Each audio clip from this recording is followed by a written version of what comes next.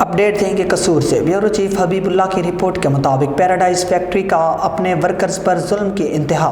پھول نگر کے نواحی گاؤں ڈھلوان روڈ پر پیراڈائز فیکٹری کے ورکرز تنخواہیں اور سالانہ بونس نہ ملنے پر سراپائی احتجاج بن گئے۔ تفصیلات کے مطابق پیراڈائز فیکٹری کے ٹی ڈی ادریس اور ایڈمن مینیجر فاروق نے ورکرز کی تنخواہیں اور سالانہ بونس نہ دینے پر ورکرز کا احتجاج۔ ورکرز کا کہنا ہے کہ ہماری 1 ماہ کی تنخواہ ہے جبکہ ہماری 1 تنخواہ ایڈوانس ہے، کیونکہ فیکٹری والوں نے 1 ماہ کا فیکٹری بند ہونے کا نوٹس نہ دینے پر اچانک فیکٹری بند کر لی اور ورکرز کا سالانہ بونس اور تنخواہیں ٹی ڈی ادریس اور ایڈمن مینیجر فاروق کھا گئے۔ ورکرز کا کہنا ہے ہمیں انصاف دلوایا جائے، ہماری آواز کو بلند کیا جائے۔ ڈی سی قصور اے سی پتوں کی سے نوٹس کی اپیل اور لیبر کورٹ قصور ان ورکرز کو انصاف دلوائے اور ٹی ڈی ادریس اور ایڈمن مینیجر فاروق کے خلاف سخت سے سخت کارروائی عمل میں لائی جائے۔